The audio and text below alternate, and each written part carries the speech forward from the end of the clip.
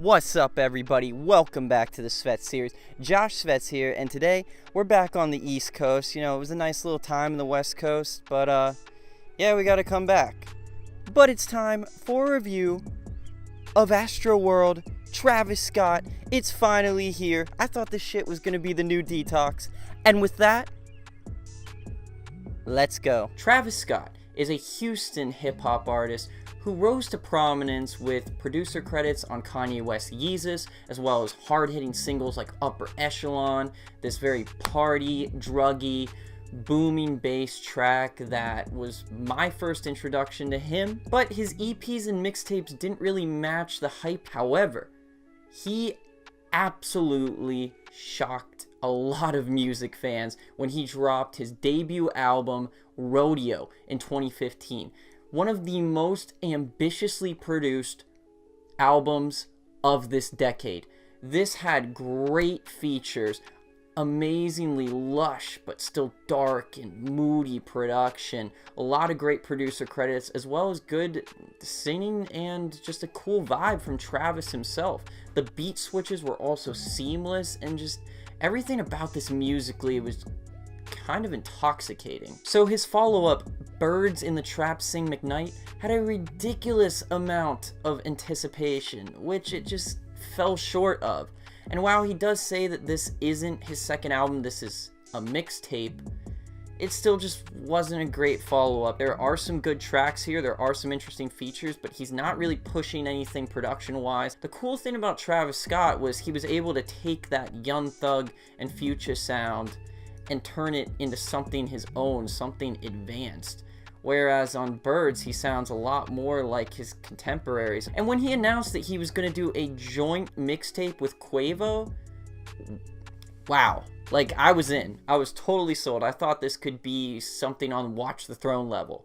It was not. A lot of songs that just blended into the background. You couldn't distinguish one track from the other. It was one of the biggest disappointments of 2017. So going into Astroworld, my expectations were like middling.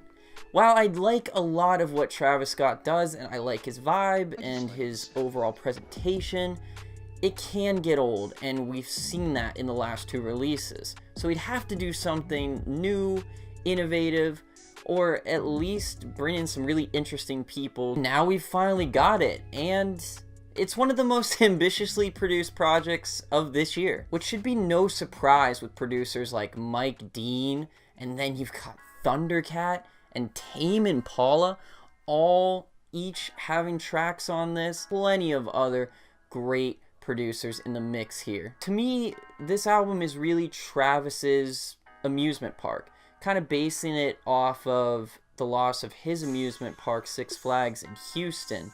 But this is kind of an allusion to his mental state, and he shows a lot of perspective, some growth, and while not all of this is cohesive, there are some very interesting, intriguing moments here. There's a lot of great transitions here, and just an overall good vibe. There is definitely a certain aesthetic and a feel that this album gives you overall. Stargazing begins as this simple, psychedelic trip with these pulsating 808s, as well as these very coolly timed beat skips.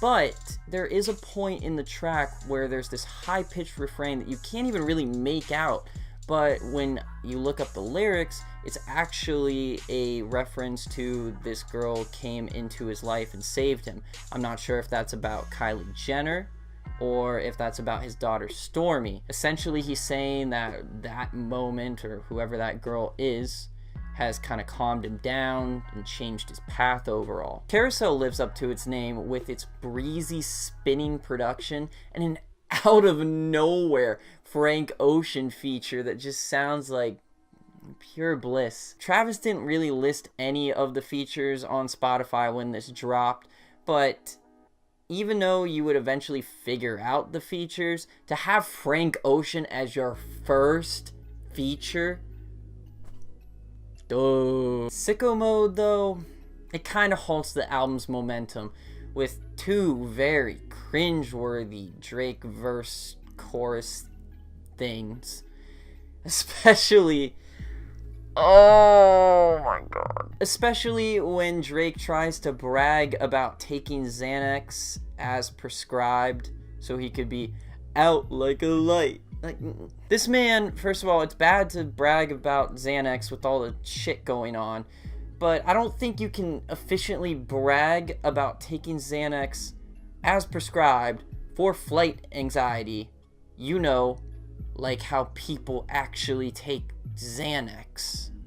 Though there is this really cool moment right after the first beat switch where the bass starts getting funky and the tempo picks up. Travis's flow speeds up here. He's rapping with more conviction as well. The pianos are tapping rapidly, and then he has this awesome bridge with the late rapper Big Hawk, a Houston legend, and Sway Lee kind of trading off together. Rest in Peace to Screw is a homage to DJ Screw, a Houston legend that Travis grew up listening to. In fact, a lot of times on this album, Travis is paying homage to a lot of the guys that influenced him, like Slim Thug and DJ Screw, as well as Big Hawk, Big Mo, all big names in the Houston rap scene. But other than that, this track is Sway Lee sounds really good on it, but Travis doesn't really do much. Stop Trying to Be God is this direct call out to stop the God complex. Honestly, this is just an idea for an interlude that was stretched out to be a song, and it did not need to be. The best stretch of the album comes now, starting with No Bystanders, a party banger that will make you wanna fuck the club up, hey, fuck the club up, bitch! Yup. My dude, Sheck West, is on this track, and hey, live Sheck West, die Sheck West, baby. Juice WRLD's also solid on the hook, and there's a nice build-up from Travis on the bridge here. Skeletons is this dreamy, psychedelic trip featuring beautiful keys as well as harmonious vocals from Pharrell, Travis, and The Weeknd blended together. Which, this should be no surprise with the producer being Tame Impala. Indie star Kevin Parker, and he kills it. And the verse from Travis here is actually pretty good, pretty well written. The one thing though is he sounds exactly like Kanye. So the first time that I heard this track, I thought that it was Kanye. I did not think Travis was rapping here. Wake Up is a perfect transition featuring absolutely beautiful vocals from The Weeknd. And it's backed really well by this minimalistic production and metallic acoustic riff. Then I love the outro with this gospel island fusion. NC-17 has a Without Warning styling with its laid-back keys and this cold-blooded vibe. 21 Savage is also featured on this track, and he really pushes himself flow-wise and vocally, making for pleasant results. And admittedly to this point, while the features have really picked up and the production's really picked up, Travis has been up and down. He's been there more, but he hasn't really had a star moment.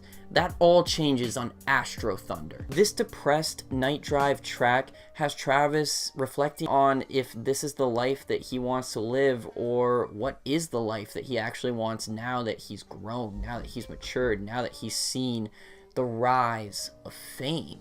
It's some of his best writing on the album, and you really do kind of feel for him as he sounds as distant as his longing for whatever life he desires. And of course, the vibe is set by Thundercat, who has this great funky bass. There's also these amazing little chimes that kind of hold everything together, and John Mayer does some really good and diverse guitar work on this track. Unfortunately, the run of quality ends with Yosemite. This is a spacey track with bouncing 808s that actually features a pretty good performance from Gunna, though it's still very sleepy, very boring. Travis isn't really doing much here. And then, if that weren't bad enough, we've got Nav. My good buddy Nav. It sounds like he wasn't even supposed to be on here. You know when you're bopping to a song in the car, you know, just like doing your thing, and there's kind of a break in the rapping, so you just hop on the beat and try to spit some bars of your own? Well, that sounds like what Nav tried to do on this track. He just sounds so out of place, so muffled, and he brings absolutely nothing to this. But we do come back with Can't Say, which I don't think has the greatest production, but it doesn't matter because Travis sounds amazing with his vocal work, and Don Toliver is that perfect blend of Young Thug, Young Boy Never Broke Again, and Future, and he sounds amazing here. They both just play off each other well, and I can't wait to see more stuff from Don Toliver. Oh, also, I think that there's a little Ty Dolla $ign in him. Just a little bit. That might be high praise, but a little. Houstonfornication is just pretty forgettable and far too cavernous to even stand out, though Coffee Bean's one of the more interesting tracks lyrically on this record. Here, Travis references his relationship with Kylie Jenner, as well as the surprise pregnancy and how he felt initially about it, and then even goes to reference that the Jenners didn't like him, saying that he would be a danger to Kylie's reputation. He's also taken on this persona of how Kylie and him fight a lot, but in the end they're like Bonnie and Clyde. They have this chemistry together. It's a stripped back, diary delivered track with very little vocal effects, so there's some reverb, but there's really no auto-tune here. It's just Travis kind of pouring out his heart here. So if Travis's intent was to take us through a messy, melodic, wild sonic journey, he definitely accomplished that. The diverse instrumentals and the sick list of producers as well as features on this really makes this a music nerd's dream, which I think is a lot of what Travis's appeal comes from. And while it's not as cohesive or conceptual as I think Travis was looking for it to be, there are some cool moments. There is some good songwriting on this, great moments of production, and I think that this album has multiple layers to it, not just in the production but in the lyrics as well. There's a consistent overall vibe to this. It's not a mess. This is calculated. This is measured. This is beautiful chaos. And with time, Travis has really become reflective, nostalgic, and has kind of shifted his perspective. He's not just this druggy party rapper. That's a huge part of his aesthetic, but there's a lot more to him. But is it better than Rodeo? No. But it's a way better follow-up than Birds, and I would call this, with Travis calling Birds a mixtape, the true follow-up to Rodeo. Whereas Birds sounded like a kid who had just blown up, become famous, and was just living a super high party lifestyle, Astroworld sounds like a man with perspective, who has seen the evils of fame and has seen what it can do to relationships and what dating becomes and just all the different facets that come with the reality check when you blow up. So if you ask me what I thought of Travis Scott's Astroworld, I'd tell you I fucked with it. Now, I didn't fuck with it heavy. There's a difference. That heavy is a big word. It's not Taboo. It's not Denzel Curry. It's not Everything's Fine. But it's very good. I enjoy it, and I think it's got a lot of replay value. But what did y'all think? Comment below and make your voice heard. Like, subscribe, and don't be afraid to criticize. This has been the Svetz Series. Now send me your queries. Red and black sweater like my name is Freddy. Color spaghetti. I so messy. Pico khaki. Never lucky. Keep that 30 in my jacket. Look at the diamonds, they on hush mode.